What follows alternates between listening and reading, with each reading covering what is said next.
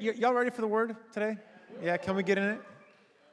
I want to start off reading a little passage in Numbers 14. And before I read it, I want to give you guys kind of the context of it. How many of us realize that the Bible without the right or proper context doesn't really mean anything?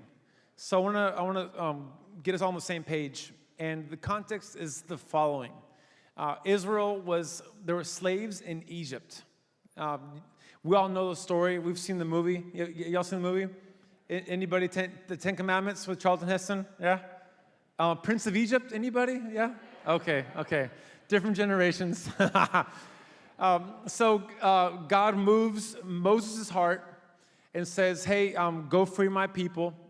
He goes to the Pharaoh. He says, hey, let my people go. The famous quote. The Pharaoh goes, not on my watch. And basically, what transpires is God sends 10 plagues. Why 10 plagues? It didn't have to be. It could have been 0, but Pharaoh had a hard heart, an idea in his mind that, no, these are not going to leave. These are my free labor. I'm building this empire through these people. So 10 plagues. He finally surrenders. And he says, okay, they can go. All right, one of the cool things about when Israel leaves Egypt into what is their journey towards the promised land is that God moves the hearts of the Egyptians, and the Egyptians give wealth, a lot of their wealth. They provide for the Israelites as they leave this stage to go into the next stage. Now, it has nothing to do with my message, but one of the asterisks I want to give you guys on this is every time God takes you out of something into the next, He will provide for the next. It's one of the principles you see throughout the Word and in our lives. When God moves you from this to that, He will provide. Amen? So we can trust Him. Well, they leave Egypt and they get to this dead end, basically, which is the Red Sea. And the Pharaoh goes, you know what? 10 plagues are not enough. Let's do an 11th plague. And he starts chasing him, wants him back. God does this massive miracle and parts the Red Sea. Again, that scene in my head is the Ten Commandments with Charlton Heston. Like, if I'm going to be honest, my Moses is Charlton Heston. Anybody else? I mean, there's none other. That's him. And so they cross over dry land. The enemy chases them. We know the story. The waters are released and swallows up the enemy. They're on the other side, and they're in a party. God presents Himself by night as a pillar of fire, the Shekinah glory. It's amazing. And by day, this like cloud that covers Him from the harshness of the sun. So what's neat about that is that that's God's tangible presence in their midst. Like, what would I not give for that? Right? Like right there. And anyways, I can go hours into that alone. And then they continue on the desert. They're hungry, and God provides manna from heaven. We don't really know what manna is, but I'll take a stab at it. I think it was like tortillas. Anybody else? You know? Why? My thesis is because God sent quail later, and they made tacos. Hallelujah. Glory to God. It wasn't the Mexicans, it was the Hebrew people. Mexicans invented salsa, which makes tacos better. But anyways, anybody hungry yet? Amen. And so that happens. They got the pillar of fire, the cloud by day. They got tacos, and then God says, "Okay, check out the land. It's right here." So Moses sends 12 spies into the promised land. Now this is crazy. They spend 40 days in the promised land just spying it, checking it out, and it's amazing. Now, let me give some more context for this. Basically, God had promised to Father Abraham 400 and some odd years prior, this will be your land. So again, these kids, right, growing up in this culture, they don't have entertainment. They don't have Wi-Fi. They don't have any of these things. So the bedtime stories is Father Abraham got a promise, and it's the promised land, and it flows of milk and honey. And this generation is the generation receiving this promise. That's pretty crazy. So the spies come back and they go, hey, you won't believe it. It actually flows with milk and honey. Anything you plant, everything grows. It's prosperous. It's amazing. It's incredible. Wow, the stories don't even do it justice. This is the land we've been waiting for. It certainly is. But of the 12 spies, 10 go, but they got giants, and the giants see us as if we were tiny little grasshoppers. I don't think it's a good idea for us to go into that land. It is the land, but I don't think it's a good idea. And of the 12 spies, only 2 go, what? Let's go. What are you talking about? Let's do it. Come on. This is ours. This is the chance. God said go. Let's go. And the 10 go, yeah, but it's going to be really hard. And I don't think we can do it. I don't think we can. And then the 2 go, wait a minute. You don't think God can? Didn't he just take us out of the out of the Egyptian, the world's superpower, by the way? Didn't God part the Red Sea? Where were you in that moment? Did you black out? I mean, don't you see God's tangible presence right here, the Shekinah glory? How about the tacos? Aren't they great? Let's go. We can do this. Come on, let's go. And the 10 go, no, we can't. The 2 go, yes, we can. And they put it up for a vote, and the no can'ts beat the yes cans. How about that political cycle? Oh, my gosh. And God says, all right, fair enough. If you guys don't want to go, then this whole generation will pass before the next generation gets to go into the promised land. Now, literally, he says those who are 20 years old and above won't get to go into the promised land. Not crazy? Now, pardon my sense of humor, but can you imagine turning 20 the day before that? Like, 20? Oh, 20. Like, how depressing is that? I'm sorry. If you don't read the Bible with a sense of humor, you're reading it wrong, by the way. The Bible's amazing. So that's what I want to read to you guys, because the only 2 people above 20 years old that got to go into the promised land were Caleb and Joshua. Those are the 2 spies of the yes, he can like rhetoric. They believed God could. And I want to read what God says about Caleb, because it's pretty spectacular. It's a short sentence, but it's amazing. So you ready? Numbers 14, verse 24. God says, but because my servant Caleb has a different spirit. Isn't that cool? A different spirit. Oof. And follows me wholeheartedly. I will bring him. Say, I will bring him. How many of you guys realize that if God brings us, we'll make it? Right? I mean, I'm prone to get lost. I mean, Google Maps won't even get me there. There's no guarantee. But if God brings us, we'll get there. Right? I will bring him where? Into the land that he went to. He and his descendants will inherit it. Basically, this land is his inheritance. It belongs to him. It's his. But he had to wait a minute. He had to wait a while. And that's what's interesting to me, is that in spite of the wait period, of the delay in his life, he had a different spirit. What is this different spirit? Sometimes I wish the Bible was a little more upfront on some things. Like I wish it was plain and simple. Caleb had a different spirit. His spirit was this, and that. Right? If it was clear, just tell me it, please. Baby steps. I want to know. But God many times does not tell us exactly his will in the word. He makes us dig for it. He makes us discover the mysteries of the gospel in his word. And once we discover it, it's a precious, precious treasure in our hearts. Because if he gives it to you just liberally, freely like that, like it's easy, we won't appreciate it. Anybody else? So one of my questions today is, have you ever waited a long time for something that God promised you? Have we ever spent a long time waiting for something? especially if it's somebody else's fault, that it's not like it's because of somebody else, right? If the delay is not your fault, it's somebody else's fault. How frustrating is that? I was thinking about this, especially being here with you guys and the history of Peru as in our hearts and the church and all that. So when we moved to Peru, it was August 3rd of 1983. I have a picture of when we moved. I was tiny. That's my dad, my mom, Robert and Karen Berger, me and my little sister, Jenna. This is basically the week we moved down to Lima.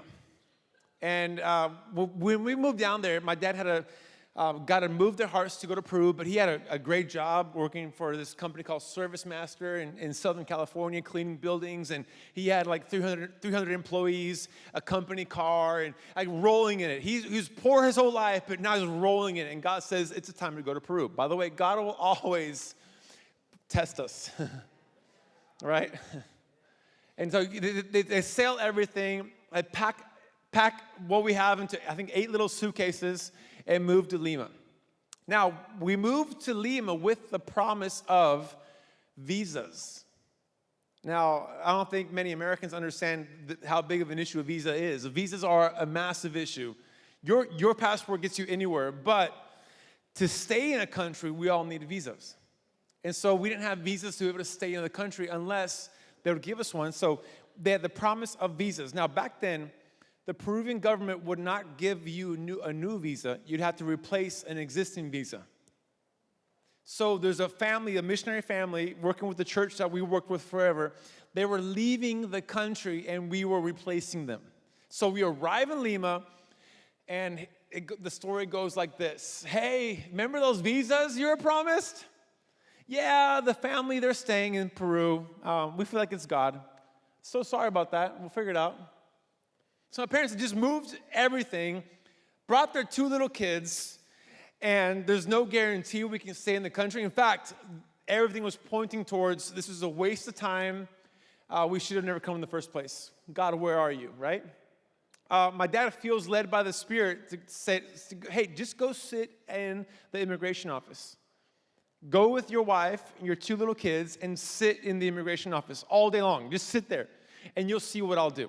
So my dad does that. Now, my parents don't speak any Spanish, like at all. They can't even say baño, right?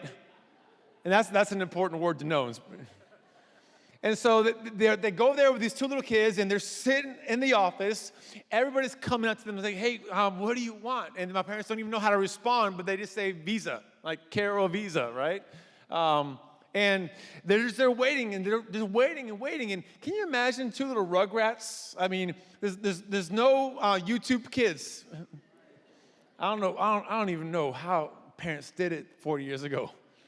God bless them. So we're just there sitting all day long and probably just busy and just like we want these visas and stuff. But the people looking at them are going like, "Are you gonna wait here until you get a visa?" And my parents are like, "Yeah." Finally, long story short, the secretary keeps poking her head out and going, oh, they're still here. Oh, man. Oh, they're still here. Finally, at the end of the day, they're closing shop. The offices are closing. These gringos have been here all day long. And she comes out one last time and goes, oh, okay, kind of just resigned herself, goes up to my parents and says, you happy? In broken English. And what had happened is basically my parents received the first ever new visa in the history of Peru for missionaries. It's insane. It's insane. Now, you can say, Taylor, that's cute, but what does that mean? Honestly, if you advance the clock many years later, terrorism hit Peru really bad at the Shining Path, a massive terrorist organization.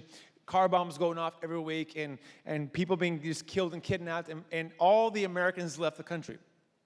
The U.S. government said, you can't stay in Peru, it's dangerous, we can't protect you. And my parents would have left, but they chose to stay. Why? Because they had received this special new visa. And it was obvious to them, God wouldn't open this door that was impossible to open unless he wanted them to stay. So sometimes we don't understand why this is happening, but we can always trust that God has a better plan for our lives. And we can walk in that, amen? So one of the things is talking about a different spirit, right? I don't remember those moments, but what would have been my parents' spirit? Like, we've all been to the DMV, right? What's your spirit in the DMV? I mean, it's not a good spirit. But can you imagine a third world country, immigration, government office, waiting all day long? Can you imagine, like, I would have been upset. I would have been restless. I would have been just bothered by this. It's not my fault. They promised me a visa. I don't have one. I'm here because I have to be here. But they probably had a different spirit. Anybody working in the service industry knows this. If somebody has that attitude, you know what I mean? That attitude, they won't get helped. No matter if you do have the power to help them, you won't help them. Why? Because they have that spirit. But if they have a different spirit, right? No matter all the hell they've gone through, but they're still smiling like, please let me help. You'll go the extra mile to help them. So in that, while we're waiting for something, what's our spirit? Especially if it's somebody else's fault that you're delayed. What's your spirit? Ooh. How about Caleb? What about Caleb, though? He waited 40 years. Has anybody here ever waited 40 years because of somebody else's fault? What's interesting of this story is that God never says, again, I wish God was clear sometimes, but he's not. Walk by faith, not by sight, not by clarity, you walk by faith. What if God said, hey, Caleb, it's going to be 40 years, by the way, so, buckle up, buddy. It's going to be tough. No, he didn't say anything. He says, when these 20s and above pass away, when the next generation will enter. God never said 40 years. He said when they pass away. Wow. What would your response be to that? Can I be candid and tell you what my response would have been? Sometimes I put myself in the story. You know what I would have done? I would have made a list of all the 20s and above. I wouldn't have harmed them, but I wouldn't have helped them, if you know what I mean. One's on the edge. It's not euthanasia, but hey, you know what? I might not cry for help. That's horrible. But you thought it. I said it. Maybe on that list, while we're walking in the desert, going in circles, by the way, circles, talk about spinning your wheels, like going nowhere. I would have had my list and just observing who's on the edge, and, Carlos passed away. God bless him. What a good man he was. But one less until the promise. Maybe you're not with me, but let me paint the picture. It's because of their fault that he did not receive what he was supposed to receive. Like sometimes we have this phrase nowadays, it's very popular, right? Silence is, you're an accomplice if you're silent. And I get it. I don't agree with the context every day now. It's kind of weird. But in this case, Caleb was not silent. He was extremely vocal. He was one of the very, very few saying, what? Let's go. Come on. And they're saying, no, we can't. He goes, are you crazy? Don't you remember that God did this and did that, and his glory's right here, and we can go, come on. He was vocal about it, but because of those naysayers, in fact, I would say this way, because of their lack of faith. He had faith. He was crying out loud saying, God has been faithful. He will be faithful. Let's go. Come on. And they're saying, no. Because of their unbelief, he didn't receive what he believed for. Wow. That's crazy. What would your spirit be? What would my spirit be? If I could be honest, my spirit would be, it'd be teetering on the edge of bitterness, like hardcore bitterness. I'd be looking at them every time we go, to get food or crossing down the paths. I'd be like, it's you again. I hate you. Because of you, I am not drinking milk and eating honey.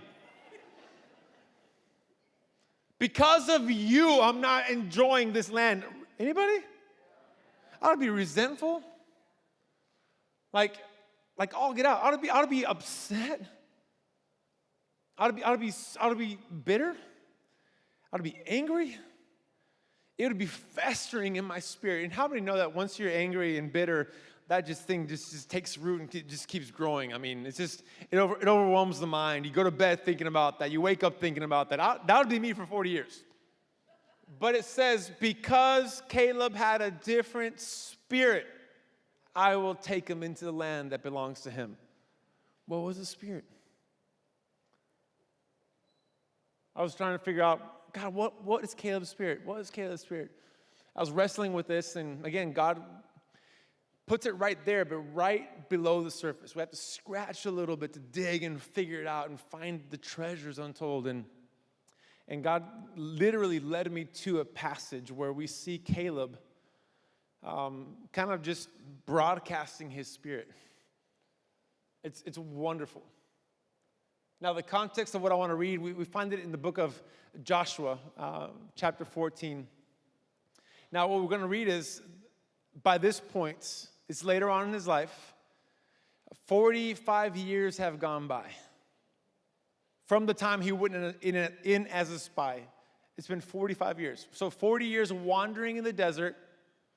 They went in and conquered Jericho. And then 5 years of extra battles. It wasn't just Jericho now. It was 31 other kings and kingdoms. Because how many know that when we delay something, the enemy multiplies? Right? It's like credit. It gets more expensive every time you delay that payment.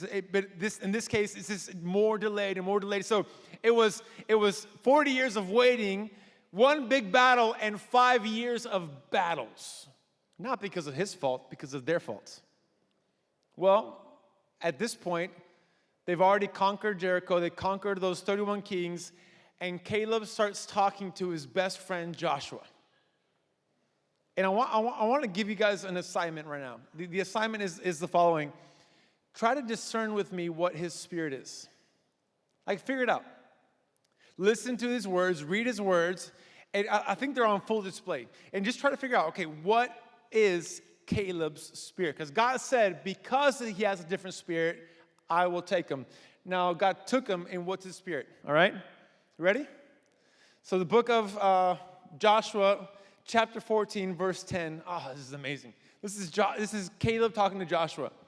Now then, just as the Lord has promised, he has kept me alive for 45 years, since the time they said this to Moses, while Israel moved about in the desert. So here I am. Here I am today, 85 years old. I'm still as strong today as the day Moses sent me out. I'm just as vigorous to go out to battle now as I was then. Now give me that hill country that the Lord promised me that day. You yourself heard that the Anakites, basically giants, the Anakites were there and their cities were large and fortified. But the Lord helping me, I will drive them out just as he said. Woo! I don't know about you, but every time I read that passage, I see Mel Gibson with his face painted half blue, right? In Braveheart, just going, hey, let's go, freedom! And I'm like, yes! Give me a skirt, let's run! And beat these people, whatever. Is it too much? Are you with me? I'm there. Let's go, Mel. Let's go.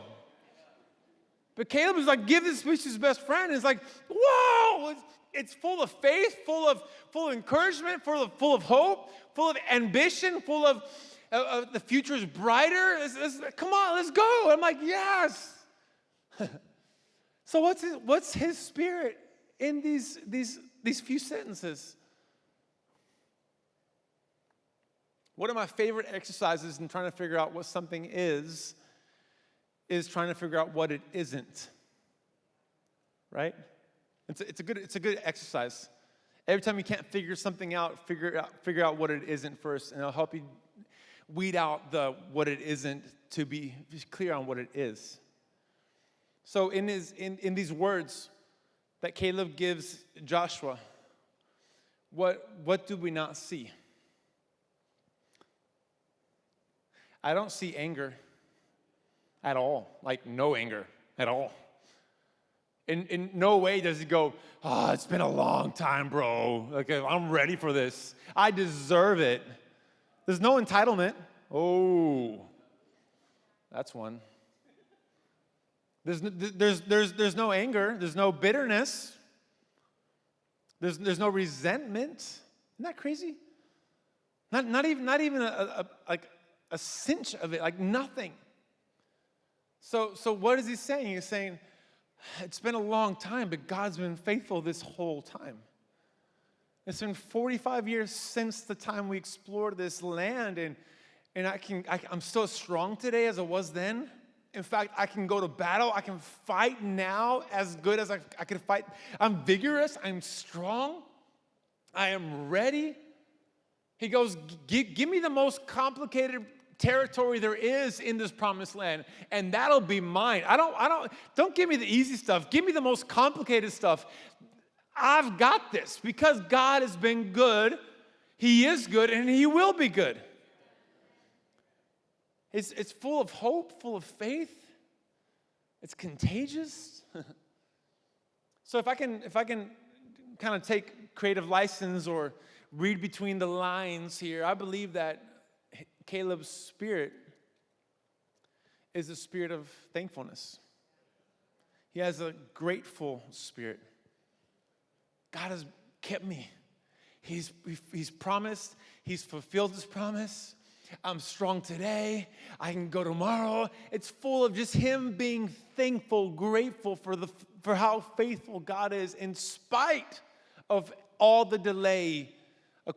And here's what I enjoy about this, is that, again, if that's his spirit, then that can be my spirit. It's interesting, modern psychology, we know this. We've all seen the Oprah episodes where she goes, be thankful, journal 5 things you're thankful for. And modern science says that thankfulness is the antidote for resentment. And it's true. But how many know that science is always 5 steps behind the Bible? Doesn't annul the Bible. It actually complements the Bible, improves the Bible to be true. And in here I see a thankful spirit. It's pretty amazing. What would our spirit be in the delay? Especially when the delay is not your fault, it's somebody else's fault. When it's because of them that you don't receive what you deserve. I pray, God, may my spirit, may our spirit be a thankful spirit through it all, in spite of it all. No matter how long it takes, come hell or high water, Lord, may my spirit be thankful. I want to be one of those crazies that smile in the storm, that really just enjoy what God is doing in spite of what the devil has done. Now I can hear some of the thoughts and the voices in here. Okay, Taylor, that's great, but why does God have to take so long? Why did God waste Caleb's best years? And I'm with you. I mean, I'm 40. I'll be 44 this month. I believe my 40s are my best years. I don't know how many 40-year-olds here, right? But tier 4 is pretty awesome. I mean, I got strength, I got ideas, I got creativity, I got some wisdom. You know, I got a beautiful wife, 4 daughters that are incredible. None of them in diapers anymore. Hello? I'm not buying formula anymore. I mean, I'm in my best years. I pastor an amazing church along with my wife, and I got great friends. These are my best years. Come on, let's go. Let's do it. Let's take it on. I'm ready. Why would God waste Caleb's best years? That's not fair. He waited too. He was ready for it too. He was faithful. He had no doubt. He trusted in God. He wasn't silent. Why does God have to be that way? And I'm with you. But every time I think about that, the Holy Spirit just drops it in my spirit. But Taylor, what's your hurry? Why are you such in a hurry? And to be honest, if the reason why I'm in a hurry, probably you're in a hurry, is because we're comparing ourselves every day to everybody else in our same age bracket, getting in our same situation, but they're a little bit ahead of us, right? I mean, all our colleagues are doing better than me, so I got to be better than them. And it's just, honestly, it's not, it always trips us up. I always think of, why couldn't God just do the Avengers, the movie, Thanos, the glove? Why couldn't God disappear them with just a flick of his finger? They're going to die anyways. They're in the way. Well, why push it along? No, let's do it now. And it's a good thing to fantasize, but God's plan is different than our plan. His ways are different than our ways. His thoughts are different than our thoughts. And I was reminded by an experience I had when I was 21. I was at an internship in Dallas, Texas for about 7 to 8 months. And I don't know if you guys, I don't know if you ever heard of Dr. Cole, Edwin Louis Cole. He had a ministry called Christian Men's Network. Incredible. He wrote a book called Maximized Manhood. It's one of the classics. Promise Keepers is a thing because of Dr. Cole. He inspired Coach McCartney to start Promise Keepers. It's incredible. So I'm with this amazing ministry, this man of God, and I'm basically doing the busy work. I'm driving him, we're taking care of him, and he's on his last year of life, and I'm 21 years old, and I'm driving him to this ministry opportunity, and I'm nervous. We're on the interstate, and I don't want to crash and kill the man of God.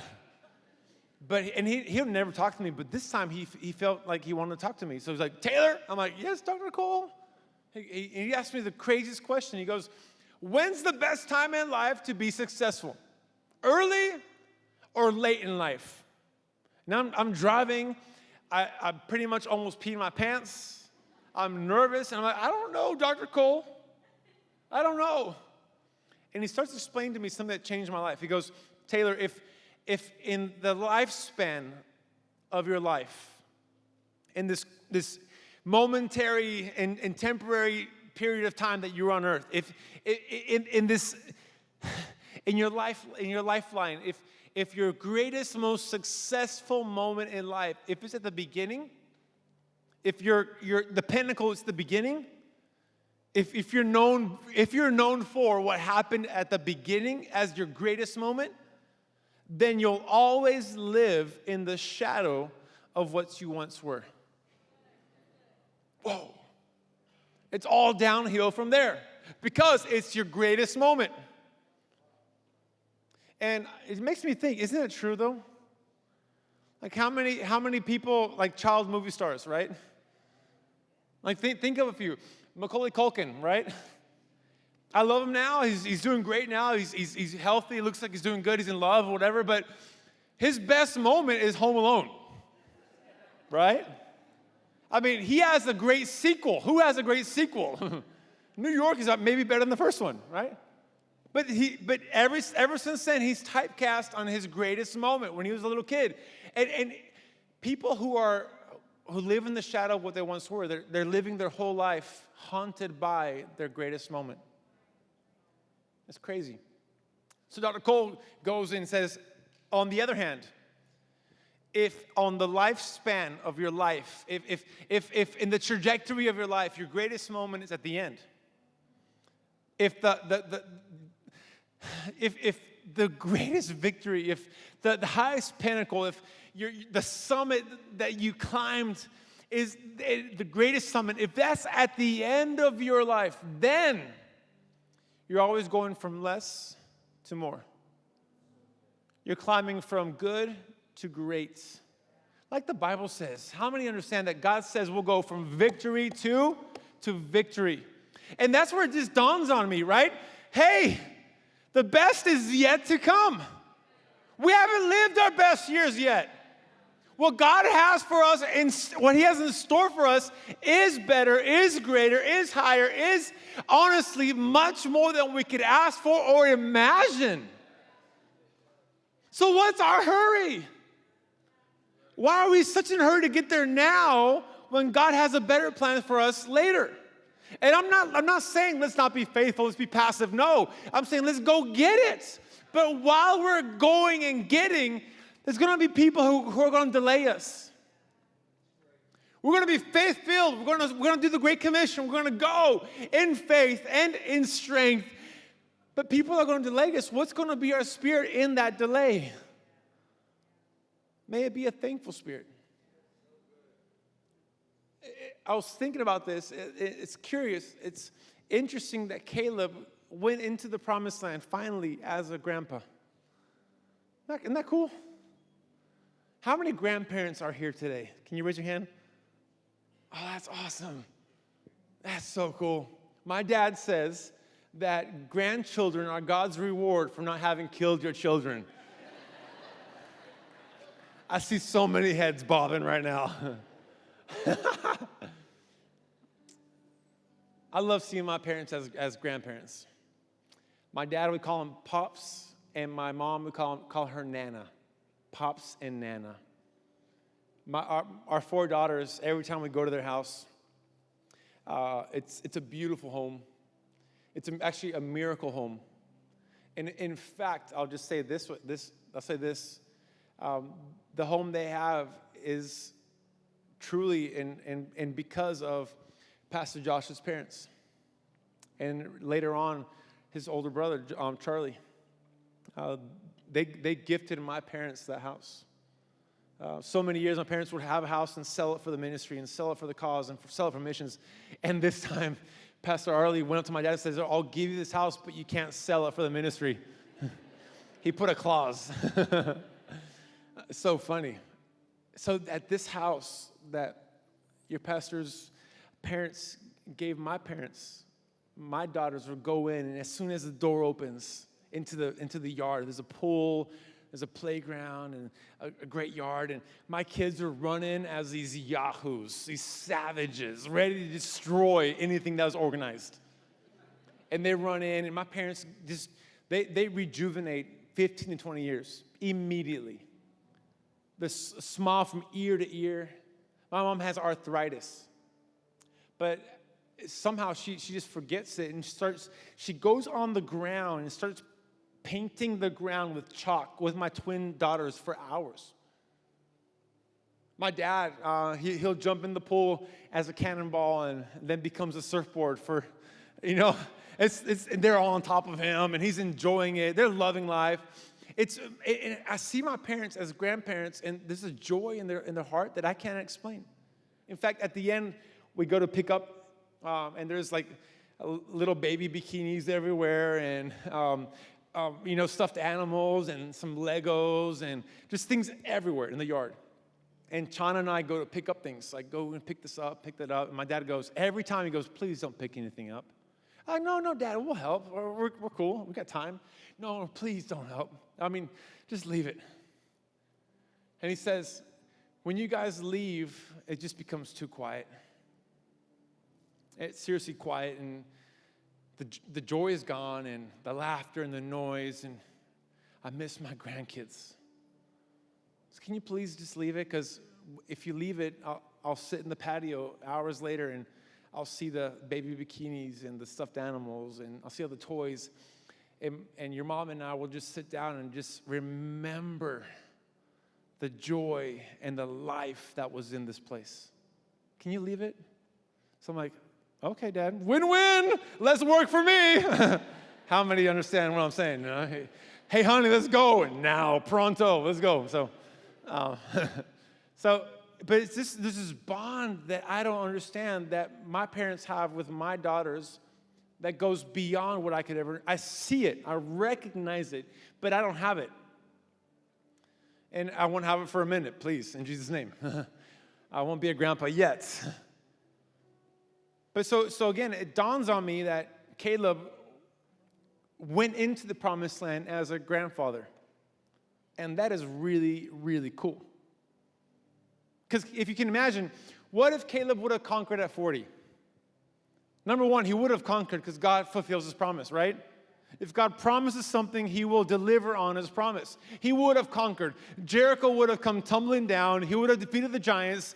They would be sipping on milk and honey for a long time. But at age 85, I imagine he would be at the campfire with his grandkids, telling stories. Hey, grandkids, when I was half my age, we conquered this very land. Oh, Grandpa's going to tell a story again. Yes, we went to Jericho and we started yelling at full blast, and the walls came tumbling down. The grandkids going, oh, Grandpa, as if your voice were like supersonic or something like that. He's telling stories again. Grandpa's senile. Oh, you wouldn't even, those giants were so big, and they came running after us, and we killed them. And, oh, Grandpa, giants don't exist. Quit exaggerating. What's the best thing he could have given his grandchildren? Folklore. These myths, these unrealistic stories, these things too difficult to believe because they didn't live it. But instead, because there was a delay, not of his fault, of their fault, we see a better end of the story. Because there was a delay, he went in as a grandpa into the promised land. So I can just imagine the last of the 20-year-old generation passes away. They do a beautiful ceremony, and then him and Joshua look at each other and go, it's time, buddy, it's time. And Joshua goes, God says, let's go. Can you imagine Grandpa Caleb going to his grandkids and say, hey, kids, I've told you for nights on end, for 40 years, how God is faithful. Remember the stories of Egypt? The superpower, he delivered us with plagues. Remember the Red Sea? Wow! We crossed on dry land. Get ready for this. So they cross over the Jordan. The grandkids are like, it's gonna be a bummer, but they see the water recede on both sides, and they cross over dry land. Can you imagine the faces of the grandkids? Grandpa was right. No way. This is crazy. Oh, wow. He's a genius. They get to this Jericho, and he says, hey, we're going to march for 7 days and be silent. Don't say a word. Oh, Grandpa, but we can't be silent. We gotta yell. Trust me as he did with the river.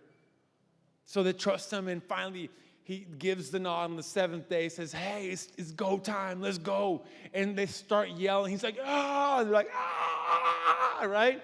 And then they see the walls tumbling down. Can you imagine their faces seeing, oh, my voice knocked those walls down. What?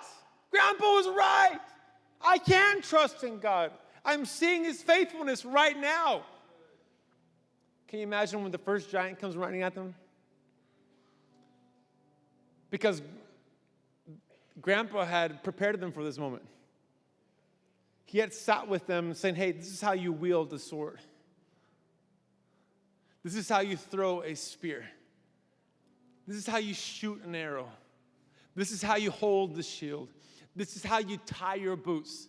This is how you put on the armor. This is how we fight the good fight. So when the first giant comes, they're not scared. They're ready. Like, they're ready, like scary ready. The first giant comes and the grandkids go, Grandpa, is that one of them? He goes, yup, you ready? He goes, I was born ready, Grandpa. And this is my fantasy, forgive me for being a little bloody, but they run up to that giant, and in unison, they all chop off his head, like, whoa! Blood splatters everywhere. The middle one goes, ah! He's blood on his face dripping. It's amazing.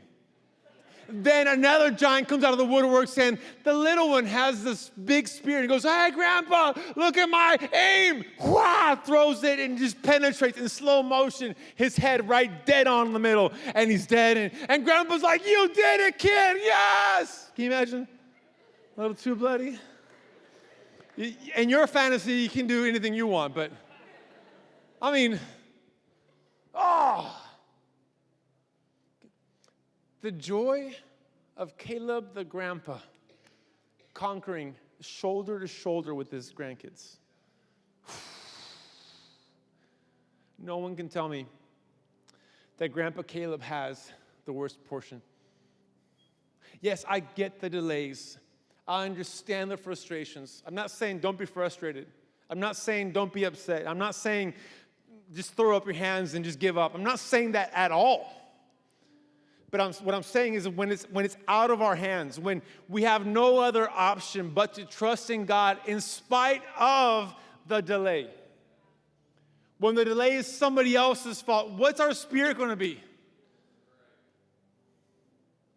What I'm trying to convey here this afternoon is that, hey, God is faithful, and if we trust in Him and we have a different spirit, He will take us to the promised land. And what we can see and learn in Caleb's life is that his life wasn't an inferior life to a young conqueror. His life was a superior life to a young conqueror. I don't know how many are here in business, but you understand the problem of gaining wealth when you're young. You give that inheritance to your grandkids, and I mean, it's easy for them. They don't appreciate it. They just receive it, and it's like, it's there. It's like money grows on trees. That's the kind of spirit that happens, right? Instead, on the other hand, if you have to gain that inheritance with them, they understand how much $1 is worth. How many hours you have to work to make ends meet. They understand that food isn't free. They understand that life is difficult, but God rewards those who work and puts their hands to the plow. They understand this. You don't have to teach them. They already know it. I see Grandpa Caleb, he and his kids and his grandkids understand what it is, what it means to take over and conquer the promised land. So nobody can come to me and say, hey, God isn't faithful. No, I've seen it in Caleb's life. And his life shows me that God's story for my life is better than what I could ever imagine. And that's where Romans 8:28 comes in hand, right? Everything the devil does to destroy us, God turns it around for our benefit and His glory. So I'm going to trust Him. What would happen if you and I borrow from Caleb's faith? What would happen if during the last half of this year we borrow his faith and apply it to our lives and live with a different spirit? You know what comes to mind? Oh, Taylor, the economy is rough these days. Yeah, inflation is real, worldwide, like worldwide. Fruit costs so much more, and chicken costs way too much, and the gas, and I get it, and I'm there with you. But I just come to terms with the economy.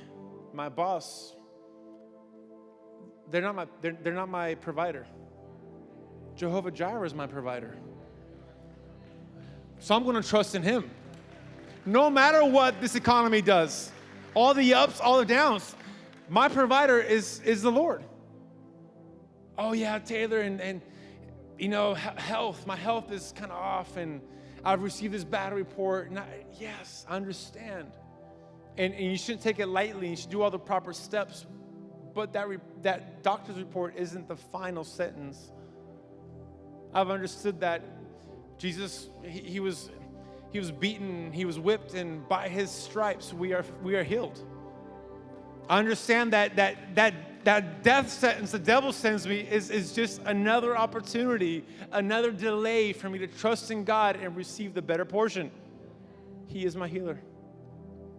Oh, Taylor, the government is crazy. Yes, worldwide, honestly, governments are just insane. Like, it's just the weirdest thing to observe. And they're changing the laws, and they're adjusting this, adjusting that, and it's almost like we have no control. And it's true. To be honest, it is true. It's hard to go ahead in life when so many government entities are just tripping you up along the way, delaying the path, making it harder. I understand, yes, But then again, it dawns on me, we don't belong to this kingdom. We belong to the kingdom of heaven here on earth. He is our King of kings, Lord of lords. In him I trust. So the government can do whatever it wants. My king is faithful.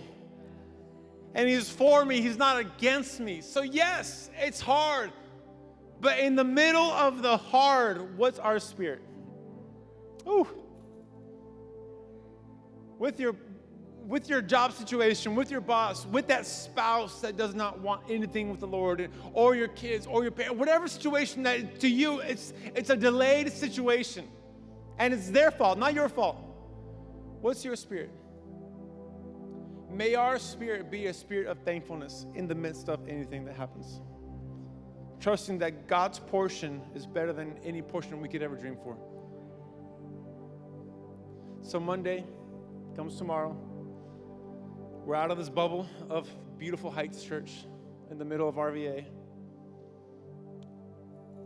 How are we gonna walk into this week? My prayer is God make us sensitive to the voice of the Spirit that whispers, be thankful, be grateful in every season. I've got you.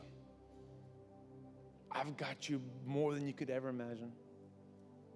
The version of your story that I have for you is better than what you could ask for or imagine. Trust in me. So I want to pray. I want to pray for you right now.